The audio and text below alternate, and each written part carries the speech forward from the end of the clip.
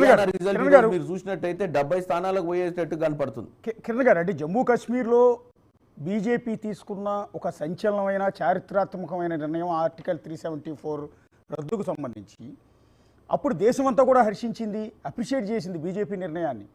కానీ ఆ రాష్ట్ర ప్రజలు మాత్రం దాన్ని తిరస్కరించారు. ఎలా చూడాల్సి ఉంటుంది? రెండోది, కశ్మీర్లో ఉన్న టెర్రరిజం బీజేపీ ఎప్పుడైతే ఆర్టికల్ రద్దు చేసినప్పటి నుంచి కావచ్చు, ఈ పరిణామాల నేపథ్యంలో కొంత కంట్రోల్ చేయగలిగాం. మళ్ళీ కాంగ్రెస్ పార్టీ నేషనల్ కాన్ఫరెన్స్ ఆధ్వర్యంలో అక్కడ ప్రభుత్వం ఏర్పడితే మళ్ళీ టెర్రరిజం విజృంభించే అవకాశం ఉంటుందన్న ప్రచారం కూడా జరుగుతోంది.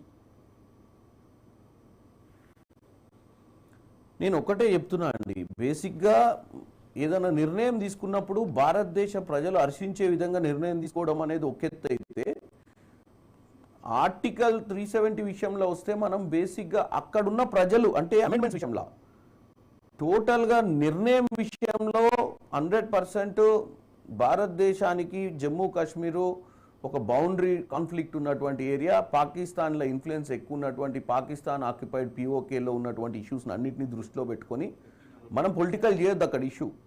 కాకపోతే బీజేపీ ఏ పని చేసినా కానీ ప్రాపగెండా బాగా చేసుకొని ప్రజలకు వాస్తవాలు కొన్ని దాచిపెట్టి వాళ్ళ సొంత మనుగడ కోసం వాళ్ళ సొంత ఆలోచనలను వాళ్ళు చేసే పనుల ప్రజల అభిష్టం మేరకు చేయరు. మీరు ఇది సింపుల్ ఎగ్జాంపుల్ చెప్తా, డిమానిటైజేషన్ విషయంలో కూడా ప్రజలు చాలా ఓపికగా, బీజేపీ నల్లధనం అనేది ఉండదు భారతదేశంలో, మీరు 2 నెలలు మాకు సహకరించండి, మీరు 2 నెలలు సహకరిస్తే భారతదేశంలో పర్మనెంట్గా ఈ ఏమంటారు నిరుపేదత్వాన్ని నిర్మూలిస్తామని చెప్తే ప్రజలు చేతుల డబ్బులు లేకుండా లైన్లలో నిలబడి గంటలు రోజులు నిలబడి బ్యాంకులకు వెళ్ళి పైసలు తెచ్చుకొని ఖర్చులు పెట్టుకోవడం జరిగింది. ఎందుకంటే నమ్మకం ఆ రోజు అట్లుండే, అసలు మొత్తమే ఈ రోజు వరకు ఎంత ధనం వచ్చిందో కూడా చెప్పలేదు. అట్నే 370 కశ్మీర్ విషయంలో కూడా, కశ్మీర్ కూడా అంతర్భాగమే మన భారతదేశంలో.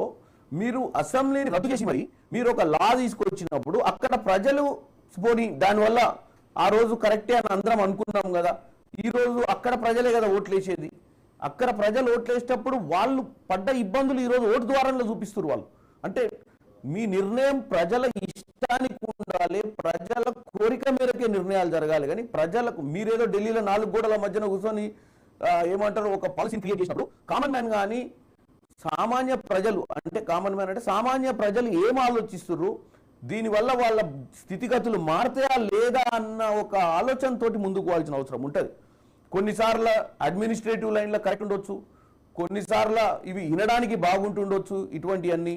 కానీ ఆచరణ పెట్టేటప్పుడు కరెక్ట్గా ఆచరణ పెడుతున్నామా, అక్కడ ఉన్నటువంటి పరిస్థితులకు భిన్నంగా పోతున్నామా లేదా అనేది చూసుకోవాల్సిన అవసరం ఉంటుంది. ఈరోజు క్వైట్ గుడ్ ఎగ్జాంపుల్, బీజేపీ ప్రతిరోజు 10 ఏళ్ళు కాదు, ఇది 3వ టర్మ్ నరేంద్ర మోడీ గారు ప్రధానమంత్రిగా ఉన్నారు.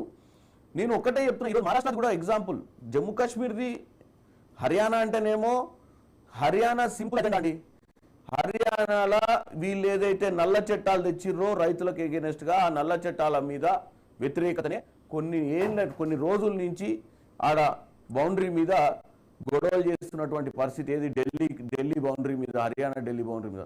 సో నేను ఒక్కటే చెప్తున్నా, ఏదున్నా బీజేపీ రానున్న రోజులలో వాళ్ళు తీసుకున్న నిర్ణయాలు, గత 10 ఏళ్ళు వాళ్ళు పరిపాలించినప్పుడు వాళ్ళు తీసుకున్న నిర్ణయాలకు రిజల్ట్స్ రావడం మొదలుపెట్టినాయి. ఇది మొన్న కూడా జరిగినటువంటి జనరల్ ఎలక్షన్స్లో కూడా వాస్తవంగా 400 వస్తాయి అనుకున్న నరేంద్ర మోడీకి 240 వచ్చినాయి. ఈ 240 రావడానికి కూడా కారణం ఏంటంటే ఇండియా కూటమిలో వాస్తవంగా ఒక యూనిటీ అనేది కరెక్ట్గా ప్లే చేయకుండా ఒక అపోజిషన్ రోల్ని ప్రజల మధ్యన మనము 100% యూనిటీగా ఉండి నరేంద్ర మోడీని గద్దె దింపుదామన్న ఒక ఆలోచనను కరెక్ట్గా ప్రజల మధ్యన తీసుకుపోకపోవడం వల్లనే 240 వచ్చినాయి వాళ్ళకు. వాస్తవంగా ఈ ఇండియా కూటమి అనేది ఫామ్ అయినాక లుకులుకులు ఉండడము, కొన్నిసార్లు మీటింగ్లకు ఒకరు అటెండ్ కాకపోవడము, దీంతో ఓటర్లు ఏమనుకున్నారు అంటే ఇంకా వీళ్ళు సుస్థిరంగా అపోజ్ చేస్తలేరు అన్న ఉద్దేశంతో ఆ రోజు నరేంద్ర మోడీకి కొద్దిగా ఎడ్జ్ వచ్చింది. లేకపోతే 200 కిందికి మినిమం వెళ్ళిపోయేటోడు. ఎందుకంటే ఈ రోజు మీరు చూస్తున్నారు ఒరిస్సాలో కానీ మధ్యప్రదేశ్లో కానీ పెద్ద రాష్ట్రాలలో సరిగ్గా పర్ఫామ్ చేయలేకపోయింది ఇండియా కూటమి పార్టీ. ఒక్కసారి మధ్యప్రదేశ్ లో కాంగ్రెస్ ఒకటే సీట్ వచ్చింది.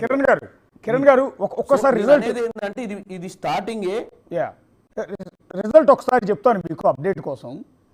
జమ్మూ కాశ్మీర్లో ఇండియా కూటమి దాదాపు ప్రభుత్వం ఏర్పాటు చేసే దిశగా ముందుకు సాగుతోంది. ఇప్పటికే మ్యాజిక్ ఫిగర్కి